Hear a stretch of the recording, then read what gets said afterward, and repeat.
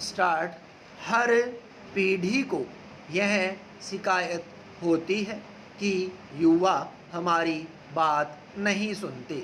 यह शिकायत न जाने कब से यूं ही कायम है, पर यह समझ नहीं आता कि आखिर युवा पीढ़ी सुनती किसकी है और क्या सुनती है। हालांकि युवा पीढ़ी किसी न किसी की सुनती ही होगी। कई लोगों को यह व्यंग्य लग सकता है, पर यह एक गंभीर स्थिति है कि आज के युवा जो कुछ भी सुन रहे हैं उससे उन्हें कान की तकलीफ बढ़ गई है। उन्हें सुनने में परेशानी हो रही है। कान में सीटी बजने की आवाज़ आती रहती है। अब यह समझने में हमें भूल नहीं करनी है कि युवा किसी की नहीं सुनते। आज के युवा केवल वही सुनते हैं जो उन्हें अच्छा लगता है।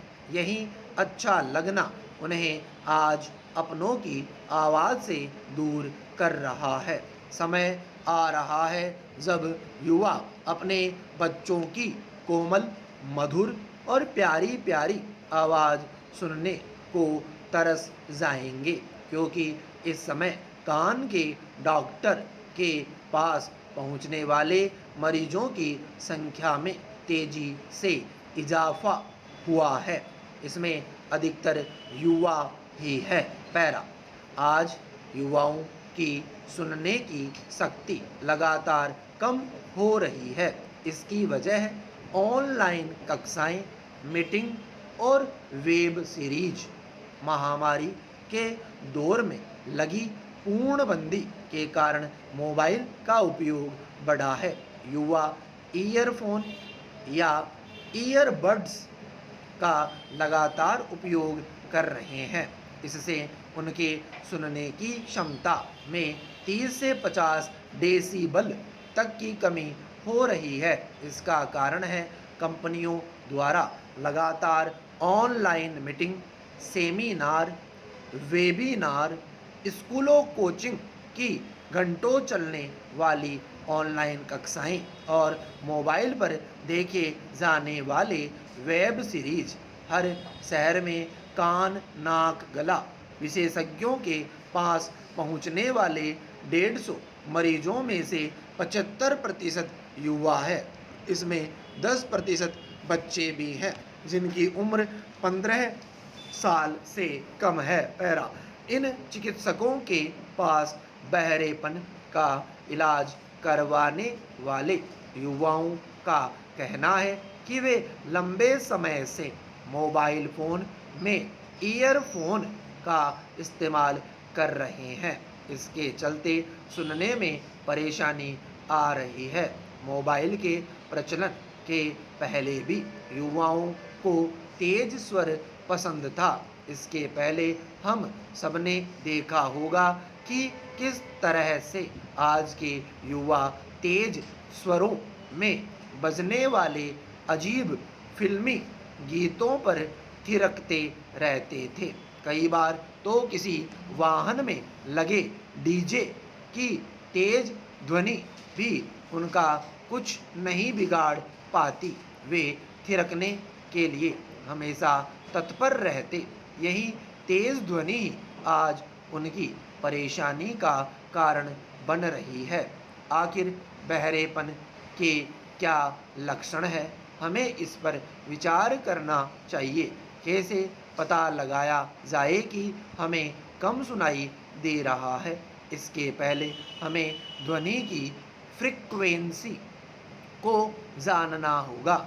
आम लोग जो एक दूसरे से बात करते हैं वे 500 से 3000 फ्रीक्वेंसी की होती है। सबसे निम्न स्तर में बातचीत करने में ध्वनि की माप करीब 40 डेसिबल ए होती है, जबकि फुसफुसाहट की माप 20-25 डेसिबल ए हो सकती है। इससे भी कम सांस से उत्पन्न ध्वनि की माप करीब 20 डेसिबल ए हो सकती है। बहरेपन के लक्षण की बात हो तो कान में लगातार सीटी की आवाज़ आ रही हो, धीरे धीरे बोलने वालों की आवाज़ हमें कम आ रही हो, कभी कभी ऐसा भी लगता है कि सामने वाला केवल मुंह हिला रहा है, हमें कुछ भी पल्ले नहीं पड़ता। इस स्थिति में हमें सचेत हो जाना चाहिए। इस बीमारी से ग्रस्त व्यक्ति को चक्कर आने, सनसनाहट, नींद न आने, सिर दर्द और कान में दर्द, चिड़चिड़ापन, एंजाइटी, रक्तचाप बढ़ने आदि की शिकायत होती है। पैरा, अब समय आ गया है कि हमें तेज ध्वनि वाले संसाधनों जैसे DJ, loud speaker, pressure horn आदि से दूर रहना चाहिए। इस दिशा में अगर ध्यान नहीं दिया गया तो इसके परिणाम भयंकर हो सकते हैं, क्योंकि तेज संगीत सुनने से हृदय और मस्तिष्क को खतरा हो सकता है।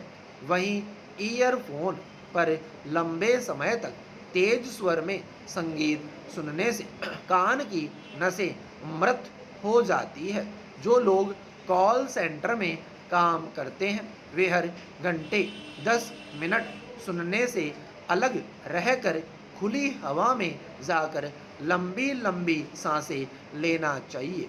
आज की युवा पीढ़ी ही नहीं बल्कि बच्चे भी शोर के आदी होने लगे हैं। रोते हुए बच्चे को मोबाइल पकड़ा देने वाले पालकों के लिए यह खतरे की घंटी है, क्योंकि इससे बच्चा चुप तो हो जाता है पर उसकी यह चुप्पी पालकों की परेशानी का कारण बन सकती है।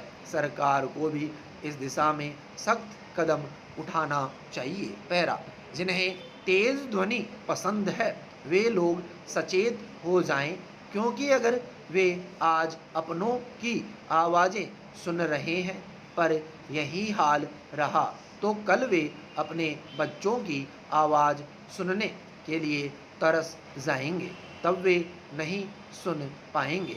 बच्चों की किलकारी, उनकी हंसी या खिलखिलाहट, इसके अलावा वे नहीं सुन पाएंगे। एकांत का संगीत, पक्षियों का कलरव, हवा की सरसराहट, झरने का मधुर संगीत, तब शायद भीतर से खुद के रोने की आवाज़ भी नहीं सुन पाएंगे। सोचिए कितनी भयावह स्थिति होगी वह। विराम स्टॉप।